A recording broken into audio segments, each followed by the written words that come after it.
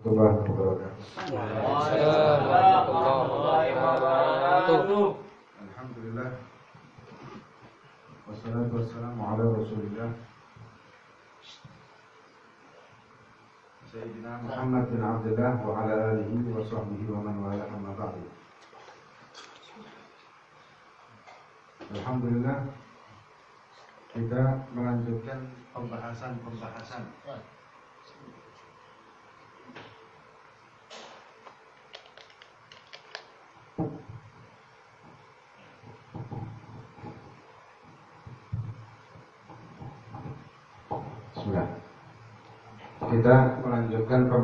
pembahasan syariat Allah Subhanahu wa taala yang wajib kita ketahui, wajib kita pelajari dan wajib kita imani dan kita percayai. Dan kita masih di pembahasan kitab Sulam Taufiq lil Imam Al-Habib Abdullah bin Husain bin Tahir rahimahullah taala. Masuk kita masalah tentang akidah, tentang tauhid. Setelah kita membahas beberapa rukun iman kepada Allah, iman kepada malaikat Allah Subhanahu wa taala, kemudian juga mengatakan wa rusulihi, dan iman kepada utusan Allah Subhanahu wa taala. Wajib kita mempercayai dan mengimani bahwasanya Allah Subhanahu wa taala telah mengutus beberapa orang pilihan, manusia pilihan yang jumlahnya menurut ulama, jumlah Rasul antara 100 sampai 200 ribu, ada yang mengatakan 124 ribu Nabi dan Rasul 313 orang. Ada yang mengatakan lebih dari itu, wallahu a'lam. Dan semuanya diutus dengan ketauhidan yang sama. Jadi semua tauhid itu mulai Nabi Adam sampai Nabi kita Muhammad SAW, tauhidnya sama. Cuma nabinya dan syariatnya berbeda. Misal Nabi Isa, tauhidnya tetap sama, Allah, tapi nabinya Nabi Isa, syariatnya beda. Kalau Nabi kita, syariatnya berbeda dengan nabi-nabi yang lain, tapi ketauhidannya semua sama. Nah, kemudian setelah Nabi kita diutus, maka seluruh ajaran nabi-nabi terdahulu menjadi mansukh atau terhapus dan diganti dengan ajaran Nabi kita Muhammad SAW. Maka apabila ada orang yang meyakini dan mengimani ada nabi terdahulu tanpa mengimani nabi kita, maka orang ini bukan dinamakan orang Islam.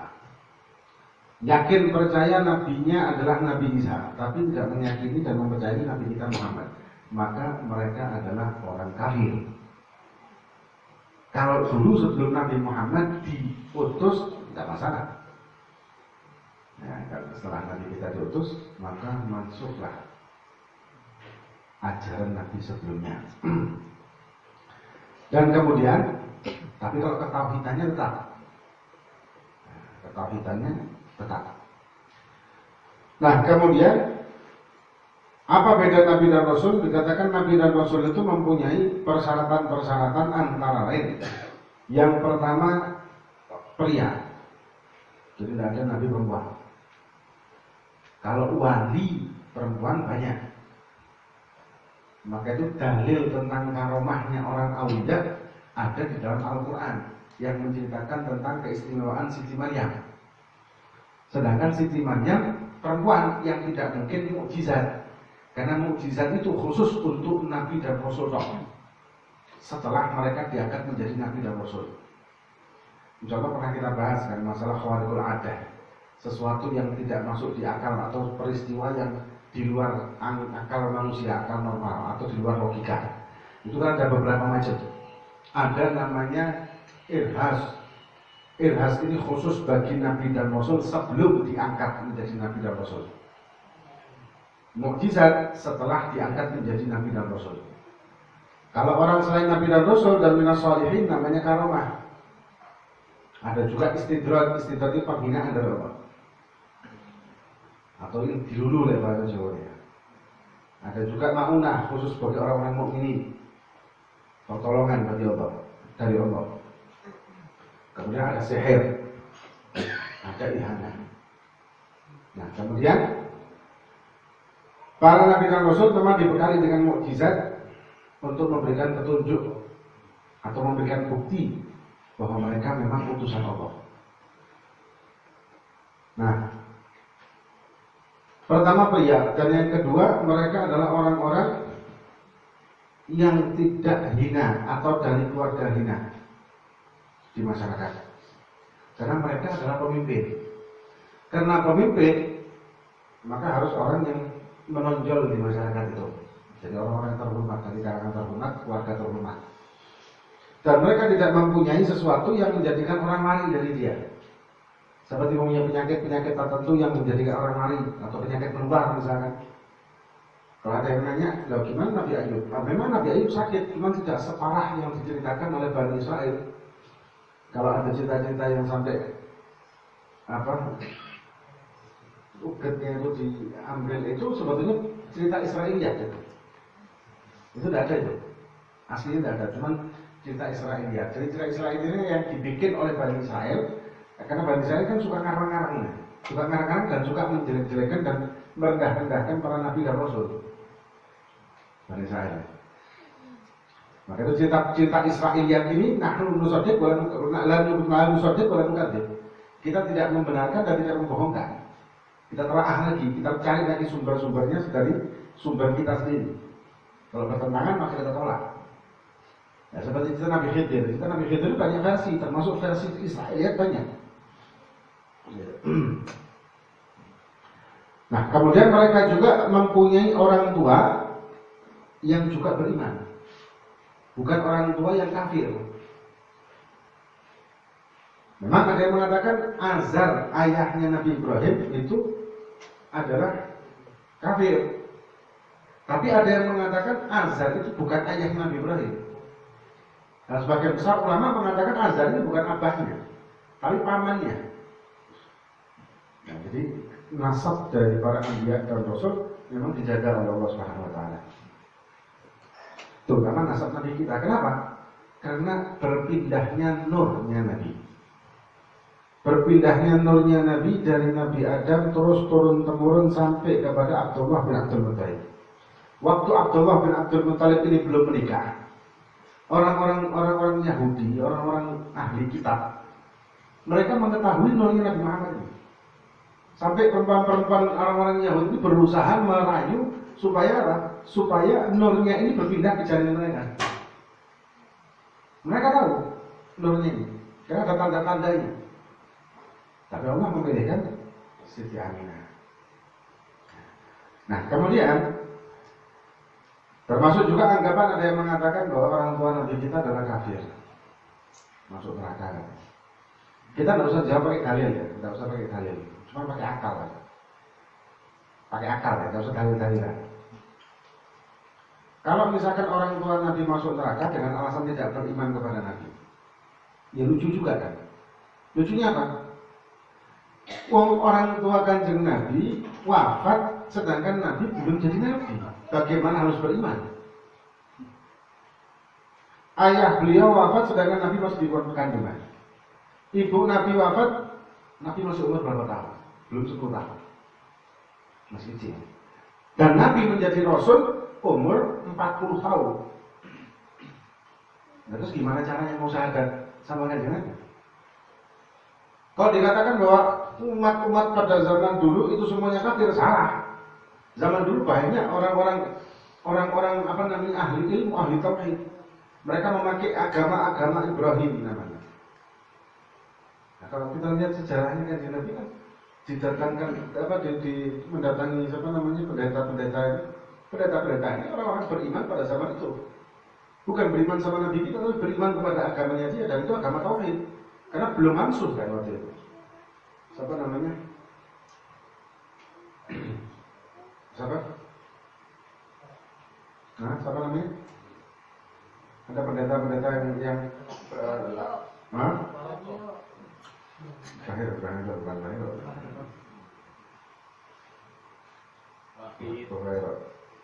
Walhasil zaman dulu banyak pendeta-pendeta yang masih pegangan dengan agama tauhid karena belum Nabi kita diangkat menjadi Rasul dan tidak ada kewajiban untuk beriman kepada Nabi kita. Setelah umur 40 ada kewajiban, setelah diutus menjadi Rasul ada kewajiban. Nah, kalau misalkan orang tua Nabi kita dianggap kafir karena tidak beriman, ya lu juga secara akal kita ya tidak masuk akal kan? Dan orang Arab pada zaman itu ada persepsi yang mengatakan mereka ini orang jahiliyah dalam arti orang-orang yang liar, betul-betul liar. Bukan itu maksud jahiliyah ini. Liar orang-orang kayak orang-orang apa? Orang-orang gurun, orang-orang hutan, orang-orang yang tidak punya adab sama sekali, tidak punya aturan, orang-orang bodoh semuanya. Bukan maksud jahiliyah ini adalah karena mereka sudah mendapatkan tauhid dari Nabi Ibrahim, kemudian Nabi Ismail. Keturunan Nabi Ismail adalah Bani Arab, kemudian Nabi Ishak ini keturunannya adalah Bani Israel. Mereka sudah mendapatkan tauhid ini dari turun-temurun sudah kena. Mereka beriman sama Allah. Cuman sebagian dari mereka ini, ketika ada beberapa orang mereka melakukan perdagangan di daerah Syam, mereka melihat di Syam itu orang-orang menyembah patung. Dibelilah patung itu dibawa ke Mekah, diperkenalkan sebagai sarana untuk menyembah Allah. Bukan diperkenalkan sebagai Allah, sarana untuk menyembah Allah. Mereka tetap percaya sama Allah, tapi juga menyandingkan, menyekutukan Allah dengan patung-patung itu. Sampai mereka bikin patung dari roti setelah disembah dimakan. Jadi makan Tuhannya. Dan di Ka'bah itu berapa ratus, ada 300 lebih patung-patung yang ditaruh di sekeliling Ka'bah. Tapi mereka tetap mempercayai bahwa Allah adalah Tuhan. Tapi ini juga adalah sarana untuk menuju ke Allah. Dalam arti mereka mendewakan diri mereka semua, mensyirikkan Allah, menyekutukan Allah. Nah, di antara mereka ini tidak semuanya yang seperti itu. Tidak semuanya. Ada yang tetap berpegangan dengan agama Ibrahim, milah Ibrahim. Termasuk orang tua Nabi, keturunan Nabi, nenek moyang Nabi, garis nasab Nabi itu masih berpegangan dengan agama Ibrahim. Nah, jadi tidak bisa dikatakan kafir dari mana. Ada versi lain yang memang bukan versi yang muktamad dan sahih ya, tapi secara akal kita juga, secara akal kita yang dilandasi dengan ketauhidan ini tidak ada masalah. Yaitu ada pendapat yang mengatakan bahwa orang tua Nabi dihidupkan sama Allah SWT atas permohonan Nabi, kemudian disyahadatkan sama Nabi dan diwafatkan lagi. Kalau ini terjadi pun, kita tidak perlu heran dan tidak ada masalah. Walaupun riwayatnya tidak jelas. Ya, walaupun andai kata ini terjadi bagaimana? Tidak ada masalah. Kenapa? Haknya Allah. Mau menghidupkan, mematikan orang ini haknya Allah. Mau menjadikan orang yang lahir belum lahirnya Nabi, kemudian dibangkitkan mereka ini, kemudian dijadikan umatnya Nabi, kan haknya Allah juga. Allah punya hak. Allah yang maha kuasa, Allah yang maha pencipta, Allah punya hak, segala macam hak. Kenapa harus kita protes? Andai kata itu terjadi, tidak ada masalah. Kalau dikatakan nggak bisa, orang sudah mati, loh. Itu kan kalau secara hukum umum. Hukum secara umum seperti itu, tapi hukum milik Allah, ketentuan milik Allah. Kalau Allah berubah, tidak ada masalah bagi Allah. Nah, yang protes ini berarti orang hasud, kan? Ngapain juga protes? Nah, jadi kan hasud lah ini. Nah, hasud yang dihasuti Nabi kita, ngapain juga? Alhasil akhir zaman. Al-Muhim, orang tua Nabi bukan orang tua yang masuk neraka, titik. Titik juga. Kemudian para nabi dan rasul, pembuka adalah Nabi Adam dan penutup adalah Nabi kita. Nah, kalau ada orang yang ngaku Nabi setelah Nabi kita, maka ini orang tidak akan dia kafir, kita aja sudah diantara dua. Kalau ada orang ngaku Nabi dan dia normal, maka ya wajib kita nahi mungkar. Kecuali kalau dia bikin agama baru, bukan atas nama Islam, sakarate. Jangan bawa Islam, jangan beratributkan Islam, jangan pakai Quran, walhasil jangan ngaku Islam, titik. Bikin agama lain, agama entah apalah, entah sakarate namanya apa, dan dia mau jadi nabi ya sakaratnya kan. Kecuali kalau dia menyesatkan umat Islam, ini lain cerita. Kalau dia punya umat sendiri, dari mereka sendiri, orang-orang kafir di dimasukkan ya kita tidak ikut campur pada urusan itu. Tapi kalau sudah makin nama Islam, apalagi sampai mereka ini merekrut orang-orang Islam yang awam dan mengaku nabi, lah ini wajib nahi mungkar. Kalau ini sudah wajib itu hukumnya. Karena ini suatu kemungkaran dan kemusyrikan yang mau dibilang dari orang ngaku nabi setelah kanjeng nabi ya antara itu tadi lekat gendeng ya kafir. Nah kalau orang gendeng ngaku nabi ya tidak ada masalah sih. Gendeng kok. Soalnya gendengnya bebas kan. Nah, orang gendeng itu tidak boleh dinahi mungkar, itu bebas soalnya punya hak ya. Nah, orang gendeng mabuk boleh. Orang gendeng zina boleh. Asal pada gendeng. Orang gendeng judi boleh, gak sembahyang boleh, tapi apapun gak dosa malah. Enak enggak? Orang gila melakukan apa saja mengumbar syahwatnya tidak ada masalah, tidak ada hukum sama sekali. Andai kata gilanya sebelum balik sampai umur 60 tahun tetap gila, tidak pernah berhasil, dan dia melakukan kemaksiatan mustahil segala macam sudah, matinya ini masuk surga kalau dia gilanya mulai dari sebelum balik. Enak apa enggak? Enak. Enak apa enggak? Enak. Masuk surga loh, enak enggak? Enak. Enggak ada hisab sama sekali, betul, dan tak hisab. Enak apa enggak? Enak. Gendeng mobil. Nah, kalau Nabi dan Rasul yang masih hidup sampai kiamat ada. Tapi kalau Nabi dan Rasul muncul diangkat setelah Nabi kita tidak ada. Nabi kita terakhir sudah titik. Tapi kalau Nabi Rasul ini diangkatnya sebelum Nabi kita dan diumur panjangkan oleh Allah SWT sampai kiamat, ada 4 orang Nabi. Beliau hidup sampai kiamat. Ada. Nah, tapi mereka tetap harus memakai ajaran Nabi kita, tidak boleh memakai ajaran mereka dulu, tidak berlaku sudah.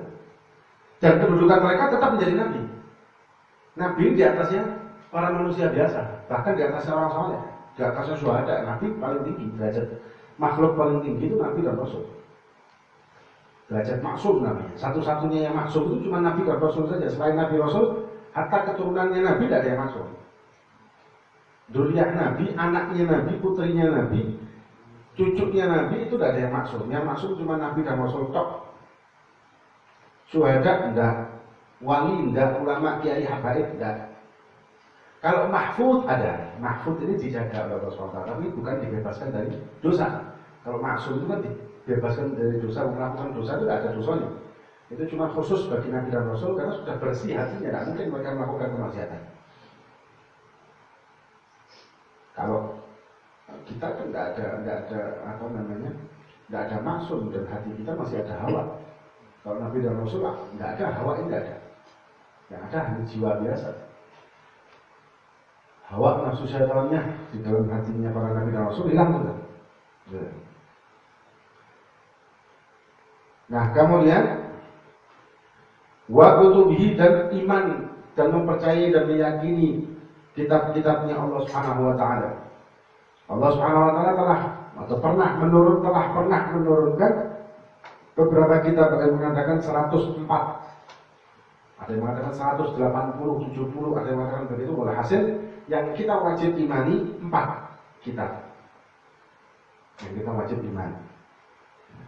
4 kitab ini wajib kita iman kalau Allah pernah menurunkan kitab tersebut. Tapi kalau mempercayai isinya hanya 1. Yang sekarang hanya 1.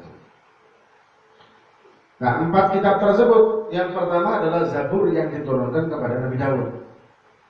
Menurut riwayat Nabi Daud kalau baca Zabur, saking enaknya suara dan mukjizat Nabi Daud, maka semua yang bergerak akan diam. Binatang yang bergerak, bahkan burung yang bergerak di awan, di hawa, di udara, berhenti burung ini dengan suaranya Nabi Daud. Aliran air, angin, semuanya makhluk Allah berhenti ketika Nabi Daud membaca Zabur. Itu mukjizatnya Nabi Daud. Dalam riwayat nanti di akhirat ketika akan memulai proses pengadilan Allah Subhanahu wa taala, maka setelah mengumpul manusia semuanya, dibacakanlah pembukaan dengan baca Al-Quran yang baca Nabi Daud. Kemudian yang kedua, Taurat yang diberikan oleh Allah kepada Nabi Musa. Dan sebelum itu Nabi Musa mempunyai 10 suhuf. Atau kalau bahasanya orang-orang ini kan apa? Dan teman-teman kalau namanya 10 perintah. Kemudian yang ketiga Injil yang diturunkan kepada Nabi Isa. Dan Injil itu diturunkan dengan bahasa Hebrew atau Ibrani, tapi ditulis dengan bahasa Greek. Nah, ini yang menjadi keanehan di situ kan, karena turunnya dengan bahasa Hebrew, tapi ditulis dengan bahasa Greek, sedangkan kosakata bahasa Greek itu lebih sedikit daripada Hebrew. Maka itu keautentikannya lemah. Kemudian yang terakhir adalah kitab kita Al-Quran. Al-Quran yang dijaga oleh Allah Subhanahu wa taala satu-satunya kitab sampai kiamat. Yang menurut riwayat akhir zaman atau kiamat itu akan tiba ketika Quran sudah hilang. Dan ditafsirkan oleh ulama makna hilang ini ada yang mengatakan hilang tulisan. Tahu-tahu kita buka Quran ini sudah lembaran kosong. Ada yang mengatakan dan lebih banyak mengatakan makna hilang ini maksudnya hilang dari kehidupan kita. Kita tidak lagi berpedoman dengan Al-Quran. Dan Al-Quran hanya sebagai simbol orang Islam punya Quran, titik. Tapi tidak berpedoman dan berpegangan dengan Al-Quran. Padahal Al-Quran ini sumber utama. Bukan cuma dalam agama, dalam kehidupan juga. Sumbernya ini Al-Quran. Kalau kita mau jujur dan kepada diri sendiri dan kita mau mentelaah literatur sejarah, maka kita akan mendapati ternyata ilmuwan Arab atau Muslim, bukan cuma Arab ya, macam-macam dari versi juga orang-orang awam yang bukan Arab, tapi yang penting Muslim. Orang-orang ilmuwan Muslim itu yang lebih dulu mengetahui beberapa bidang ilmu pengetahuan daripada orang Barat yang kita pelajari di sekolahan. Tapi yang selama ini kita kenal di sekolahan orang-orang Barat. Penemu ini Barat, penemu ini Barat, semuanya Barat semua. Orang-orang kafir sebenarnya. Kalau kita baca literatur dan kita perbandingkan tahunnya, ternyata tahun lebih dulu tahunnya orang Arab, orang Islam, bahkan orang-orang Ajam tapi yang Muslim yang menemukan ini. Banyak. Kita kenal dengan penjelajah dunia. Yang zaman dulu orang mengatakan dunia ini seperti meja. Kemudian setelah ada penjelajah, dia menyatakan bahwa bumi ini bulat. Ternyata karena kita kenal siapa namanya penjelajah itu kalau di sekolah Columbus. Nah, Christopher Columbus ini dia orang misionaris, orang Spanyol kan. Kita kenal dia yang menemukan benua Amerika. Kemudian kita kenal juga Marco Polo. Ada yang mengatakan Vasco da Gama itu juga ada yang mengatakan itu legenda. Ternyata kalau kita lihat tahun, lebih dulu namanya Ibn Battuta. Ibn Battuta ini dari Maghrib. Dia telah menjelajah dan melukiskan peta dunia. Dan dia menuliskan budaya setiap tempat yang dia kunjungi. Ibn Battuta namanya. Penjelajah Islam. Orang Maroko, orang Maghrib.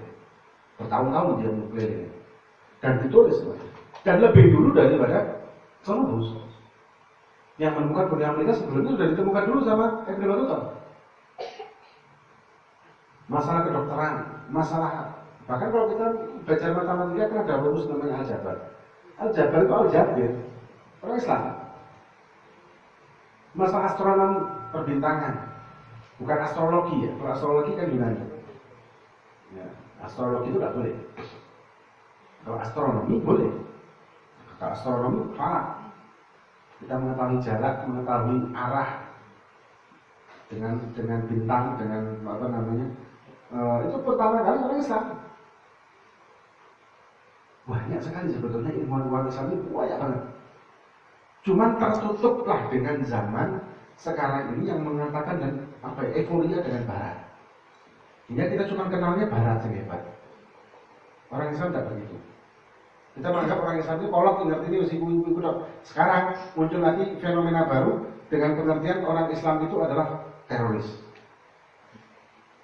Yang betul-betul menjalankan Islam artinya. Berpegangan sama Islam berarti kolot, fanatik, orang fundamentalis, garis keras, terus segala macam bersyukurnya. Preman berjubah yang sama macam.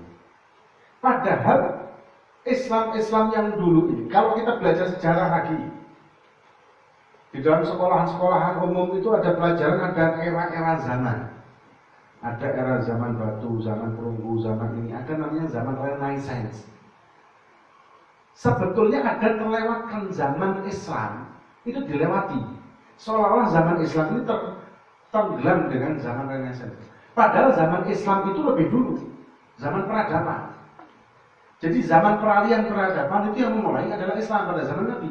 Setelah Nabi, zaman Nabi, setelah Nabi itu zaman peralihan peradaban. Pada zaman orang-orang Barat masih dalam kebodohan dan kefanatikan, orang Islam sudah lebih maju dalam segala hal. Dalam perekonomiannya, dalam perbintangannya, dalam pengobatan kesehatannya, segala macam. Coba kita bahas, coba kita baca itu. Kita baca literatur yang benar. Alhamdulillah sekarang mulai bermunculan literatur yang benar itu mulai alhamdulillah banyak yang bergerak dan memunculkan kembali.